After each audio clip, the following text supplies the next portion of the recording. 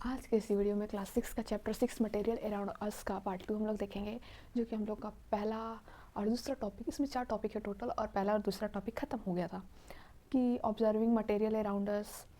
और दूसरा टॉपिक हम लोग क्या देखे थे? पहला टॉपिक तो ये था कि ऑब्जर्व करना मटेरियल, हाँ, फिर how to group material, material को कैसे ग्रुप कर सकते हैं, उसको क्लासीफाई कैसे कर सकते हैं। फिर हमारा तीसरा टॉपिक आता है कि what are the different properties of material, क्या क्या अलग अलग प्रॉपर्टीज़ है हमारे मटेरियल का, what are the different properties, what are the different properties of material.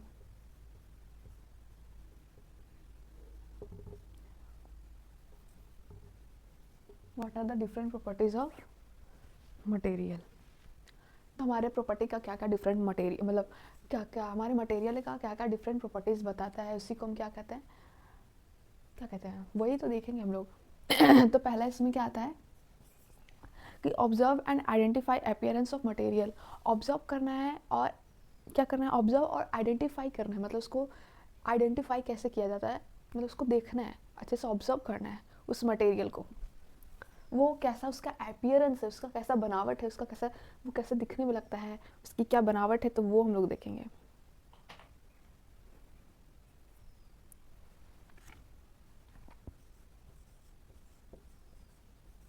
Observe and identify appearance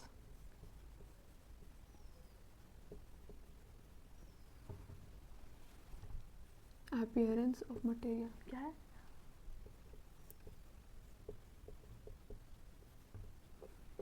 observe मतलब कैसे दिखता है, और आइडेंटिफाई उसके अपीयरेंस को आइडेंटिफाई करना है उस मटेरियल का। तो इसमें क्या बोलता है, there might be some similarities among iron and copper aluminium. ठीक है, इसमें कुछ सिमिलैरिटीज़ बताता है कि देयर माइट बी, कुछ तो इसमें सिमिलैरिटी है, किसमें, आयरन में, कॉपर में, एल्यूमिनियम में, that makes them different from wood, जो कि इसको वुड से डिफ्रेंशिएट किया जाता है। सिमिलैरिटी किसमें किसमें है, आयरन, कॉपर, एल्यूमिनियम, और डिफ्रेंशिएट मतलब अलग किससे दिखता है, लकड़ी मतलब वुड से।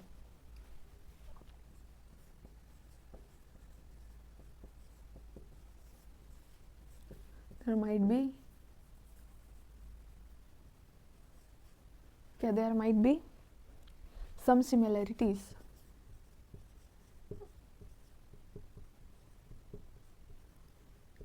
कुछ similarities among किसके बीच, among आयरन के बीच, आयरन, कॉपर और एल्यूमिनियम।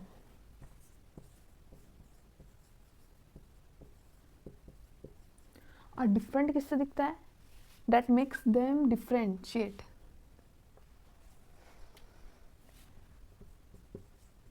that makes them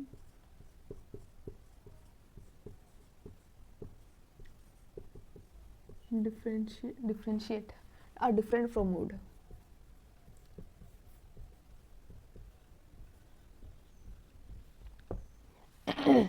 कि there might be some different similarities है किसके बीच में, आयरन, कॉपर और एल्यूमिनियम के बीच, बट दैट मेक्स देम, वो ये सारे चीज़ क्या है जो मतलब डिफरेंट बनाता है किससे, would say.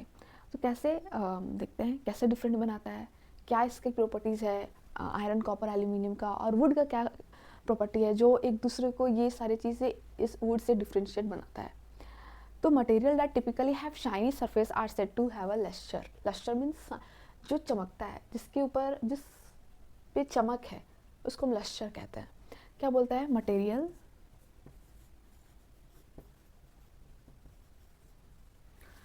Materials that typically have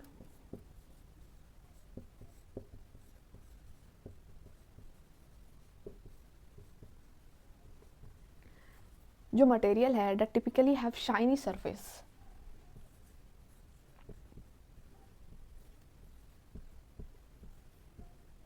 shiny surface मतलब उसके सरफेस पे क्या है, चमक है, तो उसको हम क्या कहेंगे, are said to be lustre.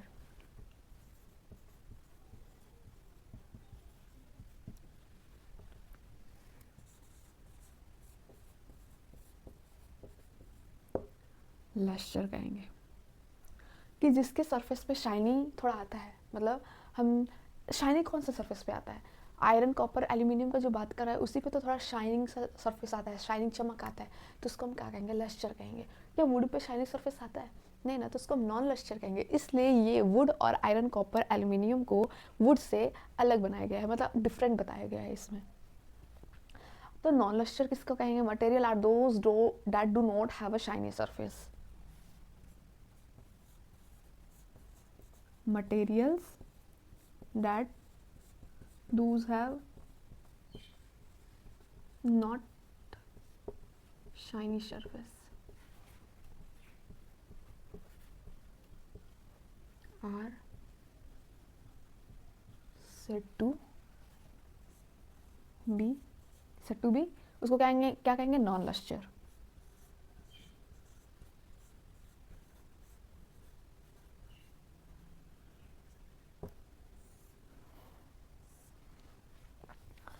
तो ये दो डिफ्रेंशिएट है टॉपिक का। पहला है कि डिफरेंट प्रॉपर्टीज़, मटेरियल का अलग अलग प्रॉपर्टी देखेंगे। तो पहला इसमें आता है, क्या इसका प्रॉपर्टी आता है कि observe and identify appearance of material. Observe करना है और आइडेंटिफाई करना है, उस मटेरियल के अपीयरेंस को आइडेंटिफाई करना है और उसको ऑब्जर्व करना है। तो इसमें हम लोग जानते हैं कि लस्टर और नॉन लस्टर में क्या डिफरेंस होता है। लस्टर मतलब जिसके सरफेस पे शाइनिंग हो, एल्यूमिनियम आयरन कॉपर ये सब पे क्या होता है, थोड़ा शाइनी होता है, तो ये लस्टर कहलाएंगे। वुड पे क्या शाइनी सरफेस आता है? नहीं, तो इसको हम नॉन लस्टर कहेंगे।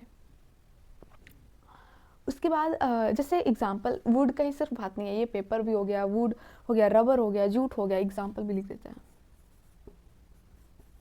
Paper, would, rubber, jute. इसका एग्जांपल हम लिखेंगे आयरन, कॉपर, एल्यूमिनियम,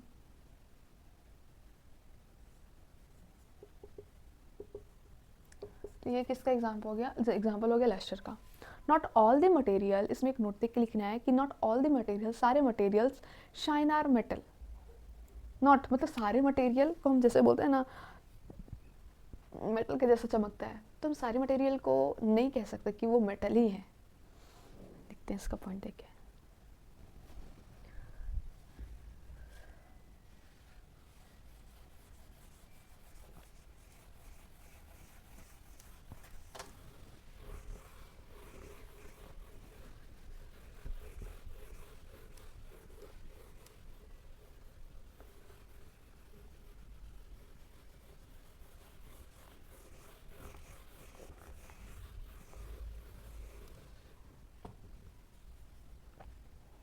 क्या बोल रहा है कि नॉट ऑल द मेटल्स,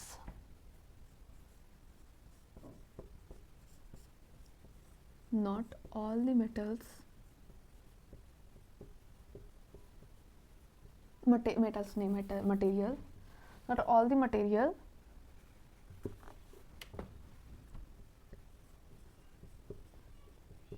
सारे मटेरियल क्या दैट शाइन आर मेटल।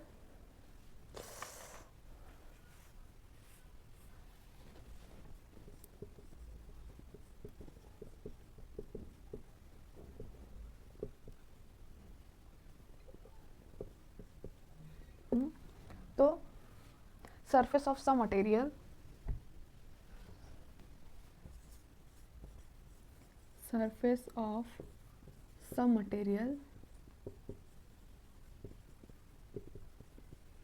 जो सरफेस होता है कुछ मटेरियल्स के, are made shiny by,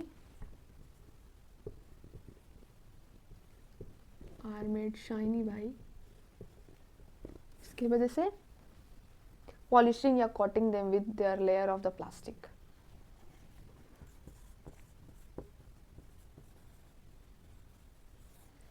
polishing और कोटिंग, कोटिंग या पॉलिश कर देना, them with thin layer of plastic,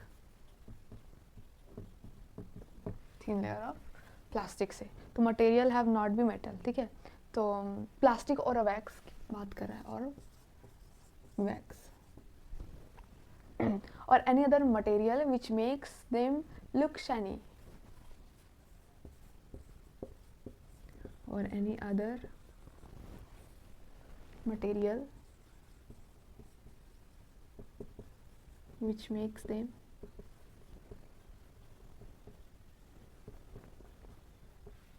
shiny.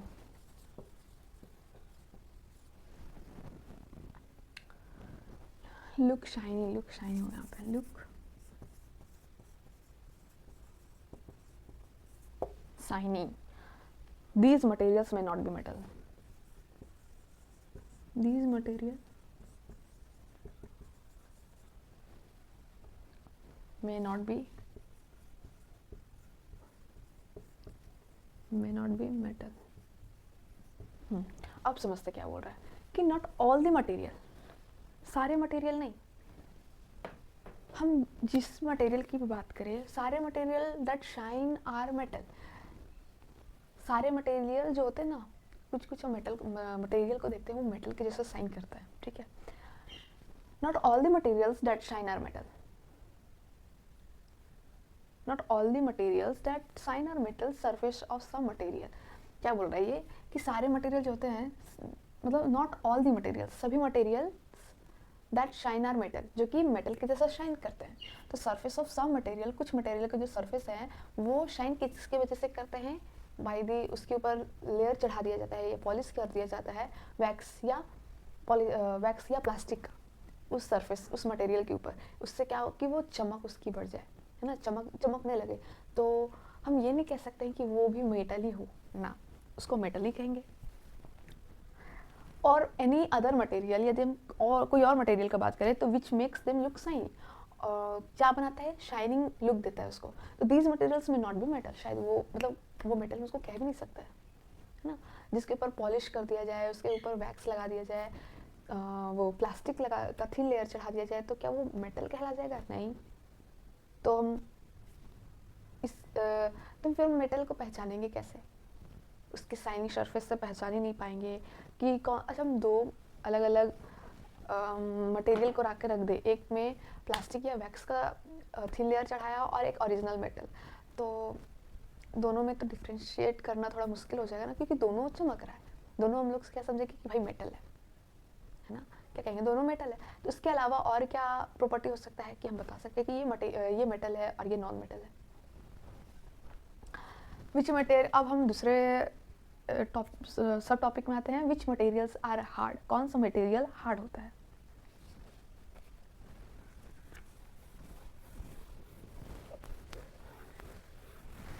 मैं हार्ड और सॉफ्ट के बारे में बताएगा.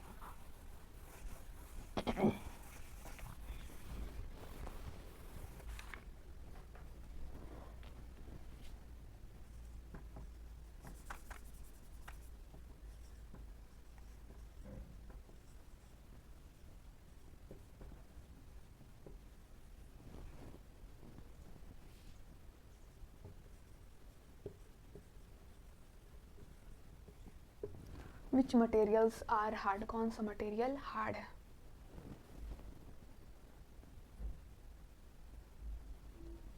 विच मटेरियल्स आर हार्ड, तो क्या इसको बोलेंगे आप? तो materials which can be compressed या स्ट्रेच्ड इजली, तो उसको हम क्या कहेंगे? सॉफ्ट कहेंगे. Material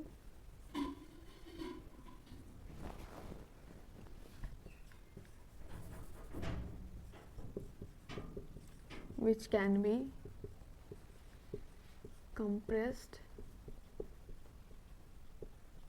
or scratched.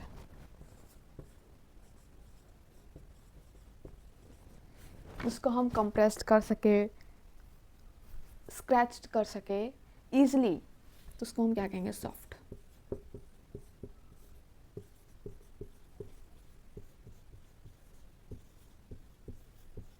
क्या कहेंगे? सॉफ्ट कहेंगे. तो material which can be compressed, compressed मतलब दबाना, और स्क्रैच्ड मतलब खींचना. तो ईजिली जिसको हम कर सकते हैं उसको हम क्या कहेंगे? सॉफ्ट कहते हैं. While other material which are difficult to compressed or scratched are called hard, उसको हम क्या कहेंगे, हार्ड कहेंगे. Materials which can be difficult to compressed.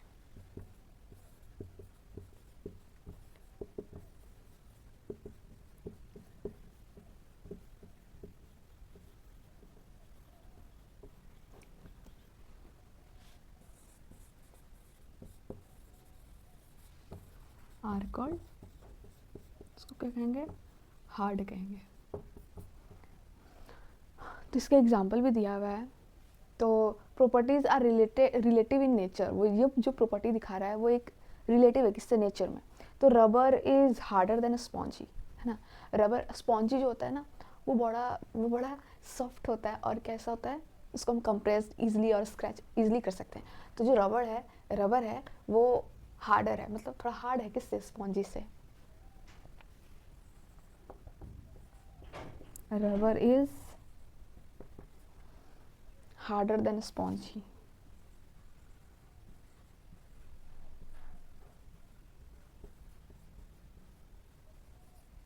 Than spongy, but softer than iron.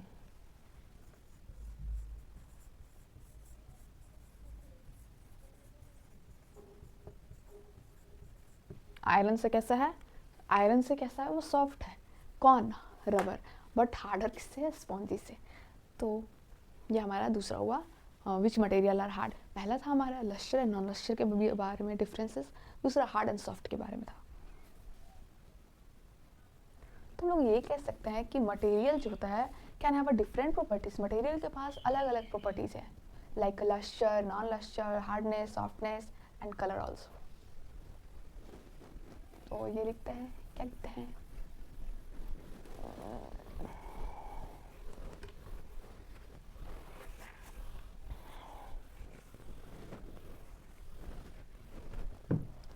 या तो material have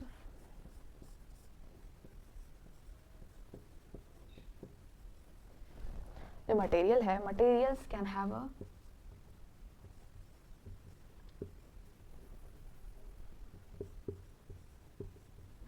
can have different properties.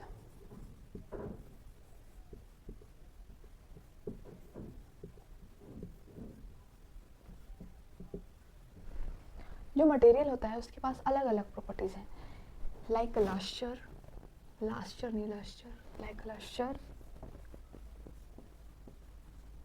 Hardness, softness,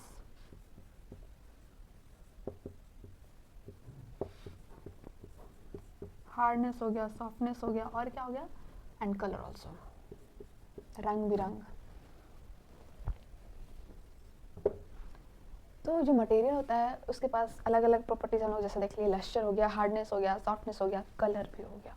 उसके बाद हमारा तीसरा आता है कि एक्सप्लोर, मतलब खोजना, materials through which one can see और कैन नॉट सी, जिससे हम आर पार देख सकते हैं और जिससे हम ना देख सकते हैं. ऐसे मटेरियल को हमको एक्सप्लोर करना है.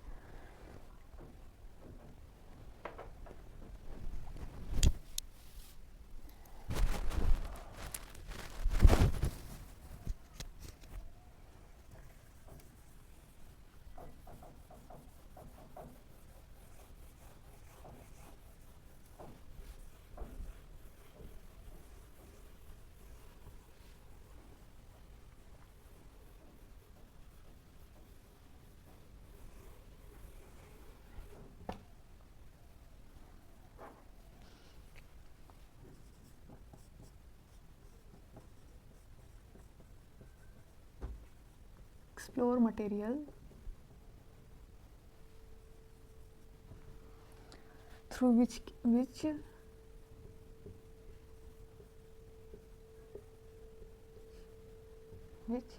one can see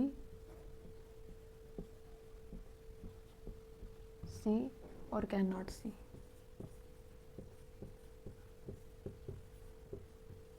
जिसको हम जो हम देख सकते हैं और जिसको हम ना देख सकते हैं, ऐसे मटेरियल. तो इसमें एक पहला मटेरियल आता है हमारा ट्रांसपेरेंट मटेरियल. ठीक है, तो ट्रांसपेरेंट मटेरियल क्या कहता है, ट्रांसपेरेंट, जिसको हम आर पार देख सकते हैं. हवा भी तो हो गया हमारा ट्रांसपेरेंट. तो the material through which the material through which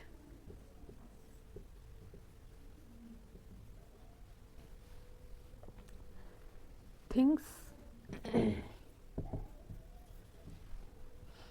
can be seen,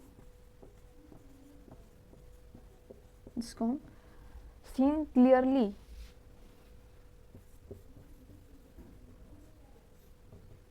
are called transparent.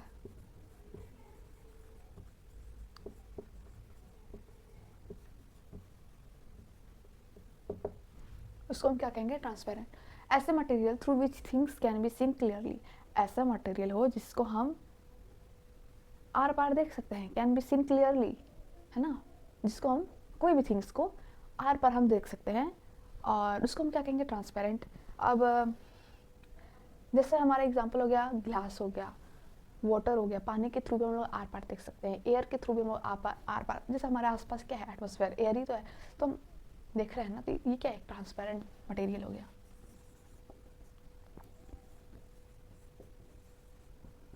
Water, air, glass, तो इसको हम क्या कहेंगे? Transparent material. उसके बाद हमारा आता है ओपेक. ओपेक का मतलब क्या होता है?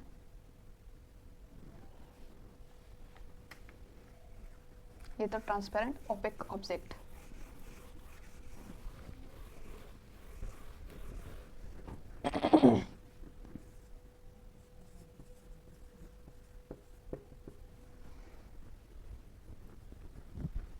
कि there are many materials through which you are not able to see at all. ठीक है ना, there are many material.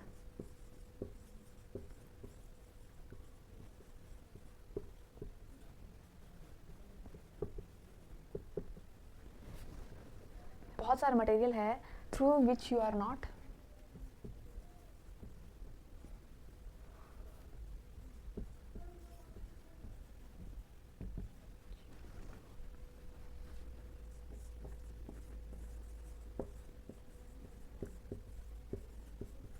able to see at all. ठीक है, तो ऐसे मटेरियल को क्या कहेंगे? these material are called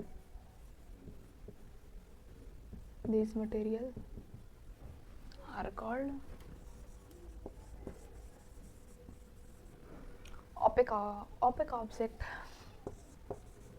इसमें तो बहुत सारे एग्जांपल हो गया. और मतलब हम जैसे इस बुक का ही बात करें तो ये बुक कैसा है? ओपेक ऑब्जेक्ट है. इसको हम क्या कहेंगे? Opaque object. इस ओपेक ऑब्जेक्ट का मतलब ही बता रहा है कि यहाँ पे बहुत सारे ऐसे मटेरियल हैं जिसको हम कभी उसके आर पर हम देख ही नहीं पाएंगे एट ऑल, कभी नहीं. तो ऐसे मटेरियल को हम क्या कहेंगे? Opaque object. जैसे हमारा बुक हो गया, वुड हो गया, वुड के आर पर हम नहीं देख सकते हैं, कपड़े के आर पार हम नहीं देख सकते. अब पतला कपड़ा हो तो उसको तो अलग ही बात है, लेकिन ऐसा हम कोई हार्ड मोटा या उस तरह का कपड़ा ले तो उसके भी हम आर पार, ये बुक भी ओपेक ऑब्जेक्ट हो गया. तो इसका एग्जांपल बहुत सारा हो सकता है.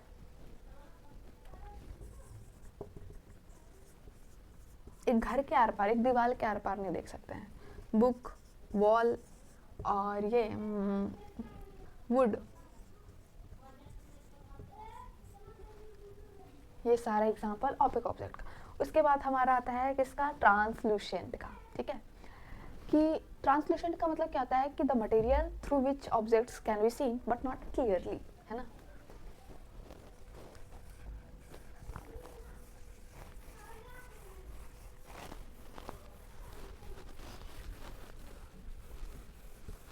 Translucent.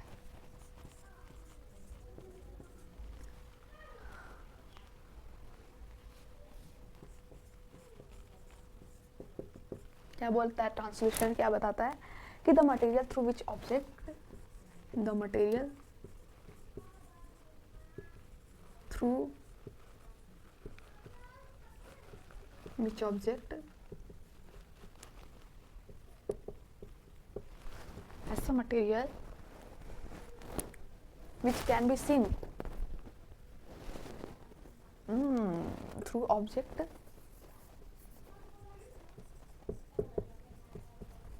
which can be seen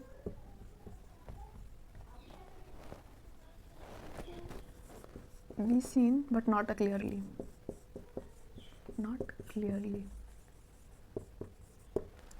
ऐसे को हम ट्रांसलूसेंट कहते हैं, ठीक है।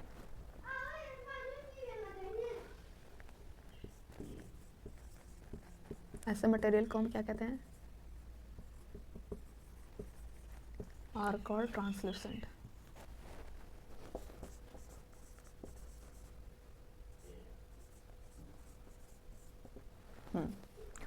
उसके बाद हमारा एग्जांपल आता है बटर पेपर हो गया, फ्रॉस्टेड ग्लास हो गया।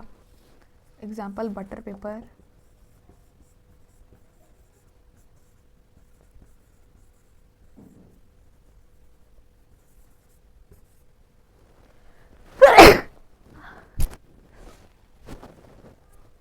Frosted glass. तो ट्रांसलूसेंट का मतलब देखो, हम दो तरह का हम वो मटेरियल देखें जिसको हम आर पार देख सकते हैं कि नहीं, किससे दिखता है किससे नहीं दिखता। तो पहला जो था ट्रांसपेरेंट था, जिसको हम आर पार देख सकते हैं, उसको हम ट्रांसपेरेंट कहते हैं। ओपेक ऑब्जेक्ट वो जिसके हम आर पार कभी नहीं देख सकते एट ऑल, जिसको हम ओपेक ऑब्जेक्ट कहते हैं। ट्रांसलूसेंट का मतलब हम लोग आर पार देख सकते हैं बट नॉट अ क्लियरली, अच्छे से नहीं, तो उसको हम क्या कहते हैं, ट्रांसलूसेंट। जैसे हमारा एग्जाम्पल बटर पेपर हो गया, दूसरा हो गया हमारा फ्रॉस्टेड ग्लास। तो इस तरह के एग्जाम्पल। अच्छा, और ट्रांसपेरेंट का एग्जाम्पल क्या था, एयर, ग्लास, वाटर। तो ये ट्रांसपेरेंट का था। ओपेक का वुड हो गया, वॉल हो गया, घर के आर पार क्या हम देखते हैं नहीं ना, तो वो क्या एक ओपेक ऑब्जेक्ट। और ट्रांसलूसेंट तो समझ ही जाओ, जिस हम देख सकते हैं बट नॉट अ क्लियरली, उसको हम ट्रांस ये लूसेंट कहते हैं। उसके बाद हमारा चौथा टॉपिक होता है, हाँ, कि कौन सा सॉल्यूबल है और कौन सा नहीं, विच इज़ सॉल्यूबल और what is not.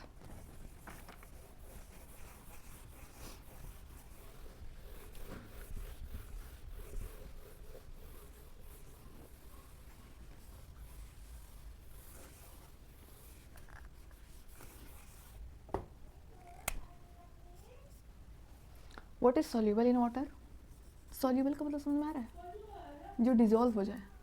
What is soluble in water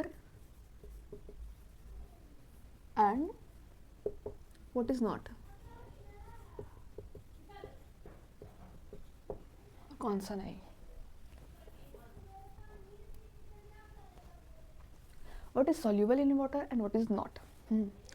तो अब हम डेफिनेशन देखते हैं what is soluble। soluble होता क्या है। some material completely disappear when mixed in water।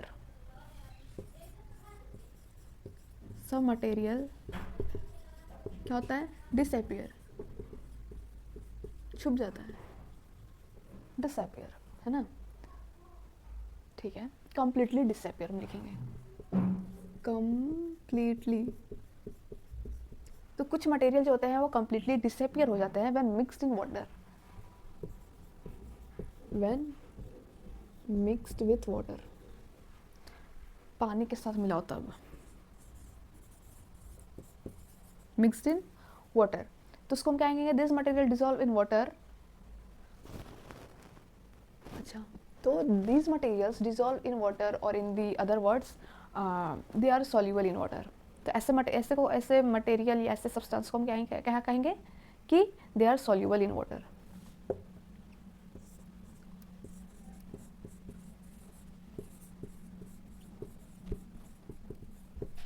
जो वाटर में मिल जाए, पानी में मिल जाए, कंप्लीटली डिसअपियर हो जाए, मिक्स्ड हो जाए इन वाटर में, तो उसको हम क्या कहेंगे, सॉल्यूबल इन वाटर। और इनसॉल्यूबल जो डिसॉल्व ना हो या जो कंप्लीटली डिसअपियर ना हो, ठीक है। तो ये हो गया हमारा soluble. Some material do not mixed with water do not disappear even after we stir them for a long time, तो उसको हम क्या कहेंगे, इनसॉल्यूबल कहेंगे।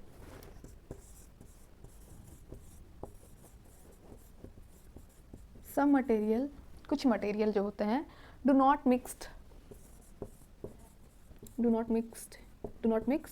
किससे, mixed with water, do not mix,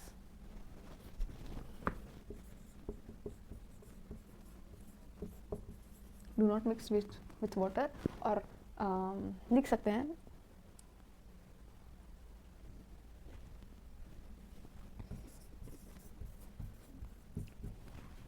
do not disappear, even steer for a longer time after even after we steer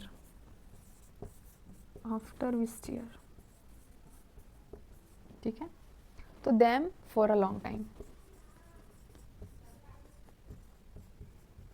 तो उसको हम क्या कहेंगे? insoluble, called insoluble. insoluble in water. हाँ, तो soluble किसको कहेंगे? जो पानी के साथ completely disappear हो जाए या completely mix हो जाए वाटर के साथ, तो उसको हम क्या कहेंगे? soluble कहेंगे. ठीक है, soluble in water. क्यों? क्योंकि वो पानी के साथ ही हम उसको मिलाएंगे या उसको हम वो जो भी डिसअपियर होगा कम्प्लीटली, तो मिक्स किसके साथ होगा? पानी के साथ. उसको हम soluble in water कहेंगे. और इनसॉल्युबल किसको कहेंगे? जो पानी के साथ मिक्स ही ना हो, डू नॉट कम्प्लीटली, मतलब डू नॉट डिसअपियर, वो छुपे भी ना. इवन आफ्टर वी स्टीयर, जो चलाते हैं ना वो पानी को हम चला भी रहे हैं कि वो जैसे घोरना होता है ना, हम लोग चीनी पानी क्या करते हैं, ऐसे गोल गोल घुमाते हैं तो घोरते हैं, तो उसको स्टीयर कहते हैं. फॉर अ लॉन्ग टाइम, तो उसको हम क्या कहेंगे? Insoluble in water. It can dissolve a large number of material. अच्छा, क्या बोल रहा है? वाटर जो होता है वो plays an important role in the function of our body भी, because it can dissolve a large number of material. में वो पानी डिजोल्व हो जाता है, इसलिए हमारे बॉडी को बहुत ज़्यादा पानी की ज़रूरत होती है. इसको हम पॉइंट देख के, मतलब इसको हम नोट देख के लिखते हैं.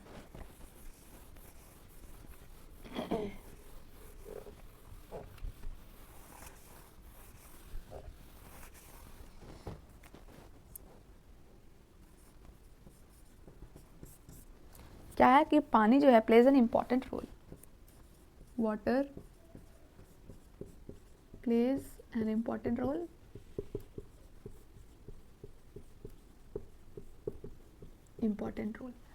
क्या इंपॉर्टेंट रोल करता है? In the function of our body.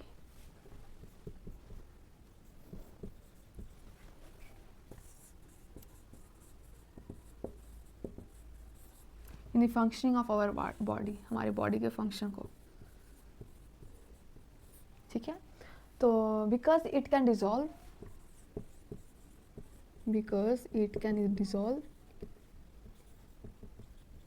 क्या होता है ये पानी में?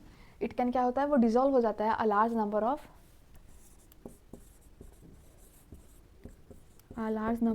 किसमें?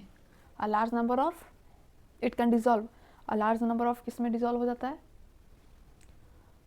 मटेरियल्स में. हमारे बॉडी में भी तो बहुत सारे मटेरियल वगैरह होते हैं जो कि पानी में डिजोल्व हो जाते हैं, है ना. यूरिक एसिड हो गया, यूरिया हो गया, अमोनिया हो गया. हाँ, तो वाटर क्या करता है? एक बहुत बड़ा प्ले करता है, मतलब एक इम्पॉर्टेंट रोल प्ले करता है हमारे बॉडी के फंक्शन में. क्या करता है? बिकॉज इट कैन डिजोल्व, ये पानी ऐसा चीज़ है कि वो डिजोल्व हो सकता है अ लार्ज नंबर ऑफ मटेरियल. बड़े बड़े मटेरियल के साथ ये डिजोल्व हो सकता है, जैसे यूरिक एसिड हो गया, यूरिया हो गया, अमोनिया हो गया. ये सब क्या है? एक तरह का मटेरियल ही तो है जो कि हमारा पानी जो है वो क्या करता है. इसलिए बोला जाता है कि पानी ज़्यादा पिया करो, है ना. पानी ज़्यादा पीना चाहिए हमारे बॉडी के लिए ही, क्योंकि हमारे बॉडी में इतने सारे वो क्या उसको बोलते हैं, केमिकली सब्सटेंस प्रेजेंट होते हैं. जैसे हम केमिकली बात करें, अमोनिया हो गया, NH3, है ना, अमोनिया हो गया, यूरिक एसिड हो गया, यूरिया हो गया. ये सब क्या है? एक तरह का मटेरियल है जो कि हमारे बॉडी को, यदि हम पानी ना पीते हैं तो ये हार्म पहुंचा सकता है, ये सारी चीज़ें. इसलिए बोला जाता है क्योंकि ये पानी में डिजोल्व हो जाता है ना ये सारे मटेरियल्स, इसलिए पानी बहुत ज़्यादा इंपॉर्टेंट रोल करता है. तो पानी पीना चाहिए. फिर बताता है कि जो सम लिक्विड होते हैं वो gets completely dissolve in water. कुछ लिक्विड्स ऐसे भी होते हैं जो वाटर में अच्छे से मिक्स हो जाते हैं, ठीक है. और some do not mix with water. अब कुछ ऐसे लिक्विड भी होते हैं जो वाटर के साथ मिक्स नहीं होते हैं. अच्छा, हम जैसे तेल को ही ले लो, तो तेल भी क्या है? एक लिक्विड है ना. क्या उसको पानी के साथ मिक्स करो तो देखते हो वो अच्छे से मिलता है? नहीं मिलता है. क्यों? तेल का जो ऊपर जो तेल होता है ना वो ऊपर ऊपर आ जाता है पानी के ऊपर ऊपर, वो पानी के साथ मिक्स नहीं होता है. और ऐसा कुछ जो पानी के साथ भी मिक्स हो जाता है. नींबू का रस भी तो लिक्विड है, वो तो पानी के साथ मिल जाता है. सेपरेट लेयर बना देता है, ठीक है ना. कुछ सेपरेट लेयर बना देता है when left undisturbed for some time. यदि उसको हम बिना डिस्टर्ब किए उसको हम छोड़ दे तो एक सेपरेट लेयर बना देता है.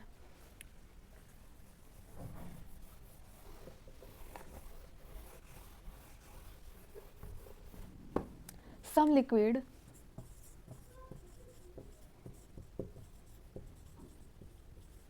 कुछ लिक्विड जो होते हैं गेट कंप्लीटेड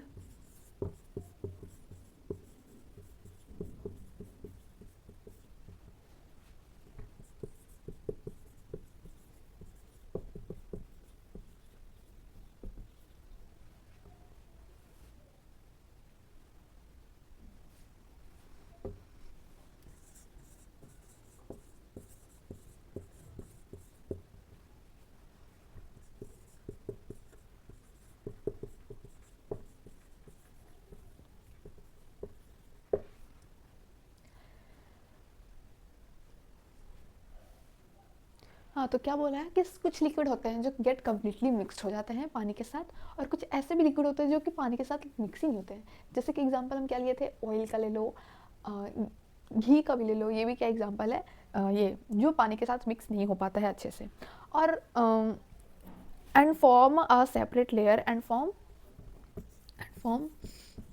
सेपरेट लेयर, ठीक है ना, एक सेपरेट लेयर बना लेता है अपना, when left undisturbed for some time, undisturbed for some time.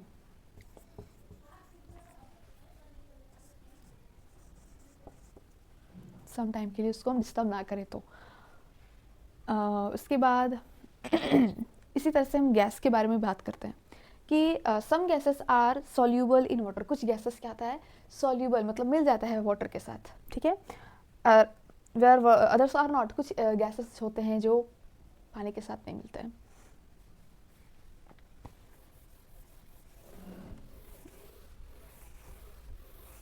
क्या बोलता है कि कुछ गैसेस जो होते हैं, some gases are mixed with water, है ना, some gases are soluble in water. Water में क्या होता है, मिल जाता है। कुछ गैसेस जो होते हैं वो पानी में मिल जाते हैं, whereas others are not.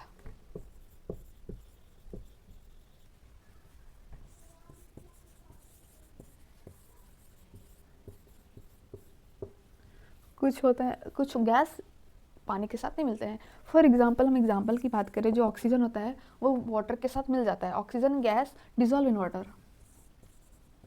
Oxygen gas जो होते हैं वो डिजॉल्व हो जाते हैं, किसके साथ, डिजॉल्व इन वाटर में। क्यों, ये सर्वाइव कर सके, जो पानी में रहने वाले एनिमल्स होते हैं ना, एनिमल या प्लांट्स हैं, वो बहुत इंपॉर्टेंट रोल करता है। इट इज़ एन इम्पॉर्टेंट कैसे ये इंपॉर्टेंट है, फॉर द सर्वाइवल, किसके सर्वाइवल के लिए, फॉर द सर्वाइवल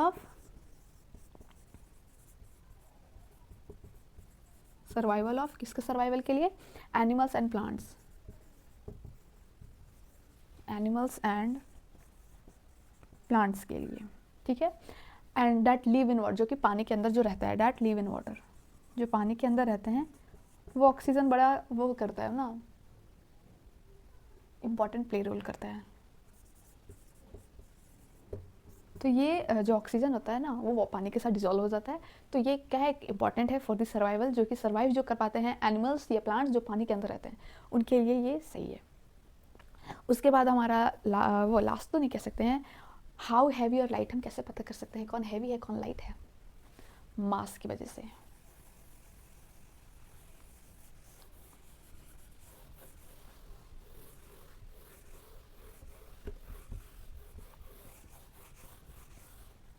क्या बोलेंगे कि हाउ हैवी और लाइट, हाउ हैवी और लाइट, ठीक है। तो क्या बोलेंगे, any object which is heavier, कोई भी object, any object which is heavier और lighter, which is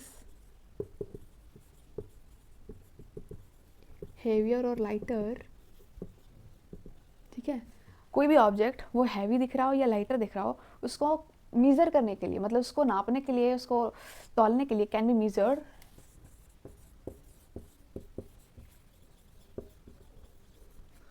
measured in term of property called, in term of property called mass। क्या कहेंगे उसको, मास। वो ऑब्जेक्ट हैवी है कि लाइटर है, मतलब हल्का है कि भारी है, उसको मीज़र करने के लिए, किसी भी ऑब्जेक्ट, किसी भी मटेरियल को उसके वजन के हिसाब से उसको नापने के लिए कि वो हल्का है कि भारी है, तो उस प्रॉपर्टी का नाम क्या है, मास, ठीक है। तो one which is heavier than more mass, and one which is a lighter, उसको हम क्या कहेंगे, लेस मास। सही तो बोला है, जो भारी हो, ठीक है, भारी है तो उसको हम क्या कहेंगे कि उसमें कम मास होगा, ठीक है, उसके पास कम मास होगा। यदि वो हल्का है, लाइटर है, तो उसको हम क्या कहेंगे, वो उसका मास जो है वो कम है, लेस मास है। फिर हमारा लास्ट आता है, लास्ट ही तो आता है, मतलब ये स्पेस एंड वॉल्यूम।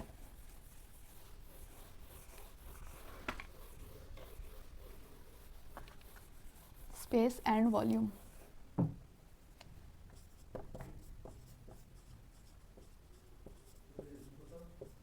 खोल रहे हैं। हम वॉल्यूम का बात करते हैं और स्पेस का बात करते हैं, ये दोनों एक रिलेटेड है, मतलब एक दूसरे से कनेक्टेड है, ठीक है। तो जैसे हम एग्जांपल लेते हैं,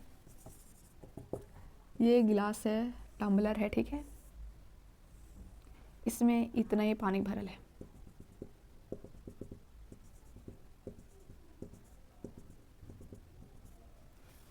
ठीक है। नहीं, ऐसा गिलास नहीं होता है, ये ठीक है। फिर ये दूसरा गिलास है, ये पूरे भरल है, पूरे,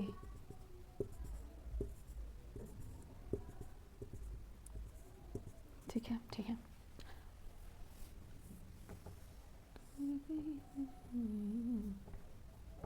ठीक है।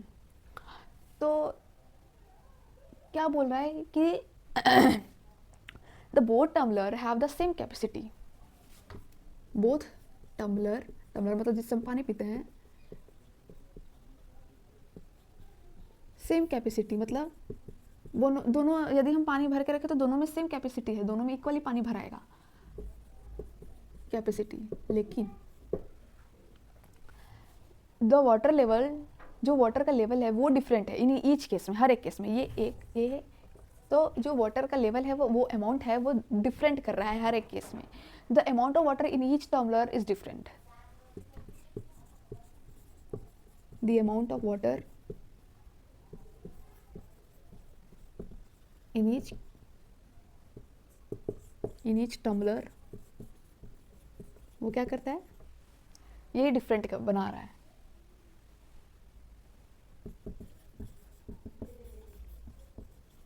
डिफरेंट। तो फर्स्ट टम्बलर जो है वो ऑक्यूपाइज लेस स्पेस, जो फर्स्ट टम्बलर है वो कम स्पेस ऑक्यूपाई कर रहा है ना। तो इसका मतलब ये क्या कह रहा है कि जो वॉल्यूम है वो वाटर का in this case, in this tumbler is what, is less than, इसका is less than the water in other tumbler. तो क्या कह सकते हैं, the first tumbler occupies the less space, the first tumbler occupies less space, ठीक है, कम space occupy कर रहा है, ठीक है। तो इंडिकेट क्या कर रहा है, indicate the volume of water, what indicate,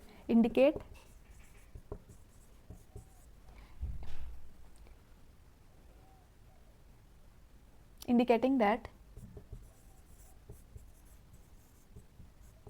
the water in other tumbler, water in other tumbler जो है क्या है वो,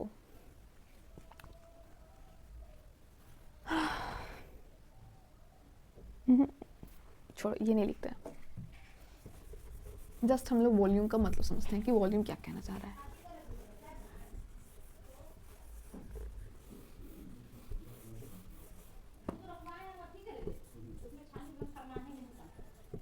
वॉल्यूम का मतलब बस समझते हैं, जो स्पेस ऑक्यूपाई, जितना स्पेस ऑक्यूपाई वो वाटर कर रहा है उसी को हम वॉल्यूम कहते हैं। The space occupied, occupied by क्या ना, वाटर, इसको हम क्या रिप्रेजेंट करेंगे, इट्स वॉल्यूम। इसी को हम क्या कहते हैं, वॉल्यूम कहते हैं। जितना पानी ऑक्यूपाई, स्पेस को ऑक्यूपाई कर रहा है उसी को वॉल्यूम। पानी इतना ऑक्यूपाई किया है स्पेस, तो इसको हम क्या कहेंगे, इसको भी वॉल्यूम कहेंगे कि ये इतना वॉल्यूम, इतना स्पेस ऑक्यूपाई किया है वाटर, ये वॉल्यूम, ये इतना स्पेस ऑक्यूपाई किया है पानी, तो इसको भी हम वॉल्यूम ही कहेंगे। मतलब कोई भी सब्सटेंस की हम बात करें, कोई भी मटेरियल की बात करें, वो जितना स्पेस को ऑक्यूपाई करता है उसी को हम वॉल्यूम कहते हैं। जैसे ये मार्कर है, ये मार्कर मेरे हाथ को इतना भर में वो कवर कर रहा है, ऑक्यूपाई कर रहा है, घेर रहा है, तो इसको हम क्या कहेंगे, इतना, इतने भर में कि ये वॉल्यूम है, ठीक है, उसी को हम, ये क्या रिप्रेजेंट कर रहा है, वॉल्यूम रिप्रेजेंट करता है, ठीक है। उसके बाद हमारा लास्ट टॉपिक आता है कि व्हाट इज मैटर, मैटर किसे कहते हैं।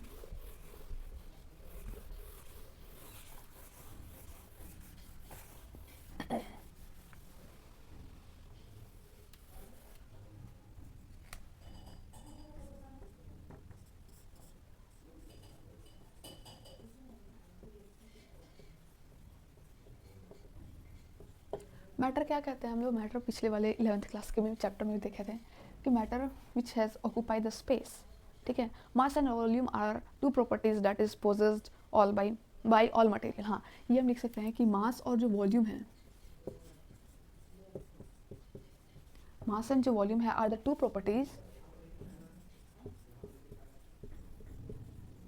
जो ये दो प्रॉपर्टीज है वो सारे मटेरियल के साथ पोजेस करता है, मतलब that are possessed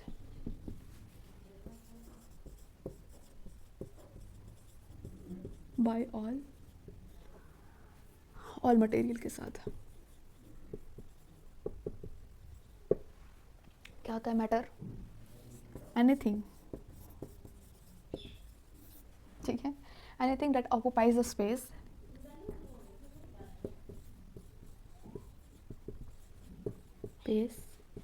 and has a volume and a मास।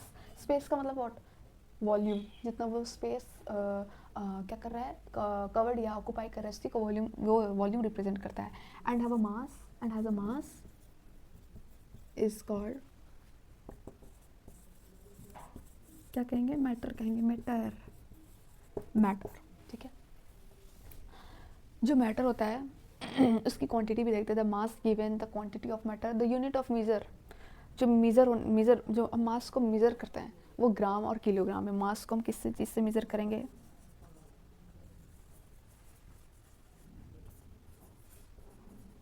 ग्राम और किलोग्राम में, ठीक है,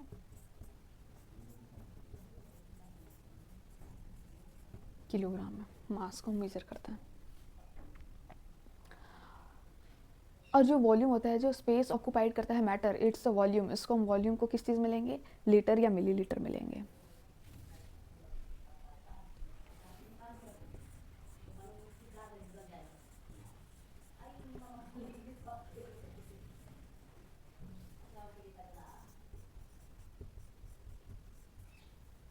मिलीलीटर, ml, ये वॉल्यूम को मेज़र करने का है, ये मास को मेज़र करने का ग्राम एंड केजी, और वॉल्यूम को मेज़र करने का लीटर और मिलीलीटर। हमारा चैप्टर खत्म। Thank you.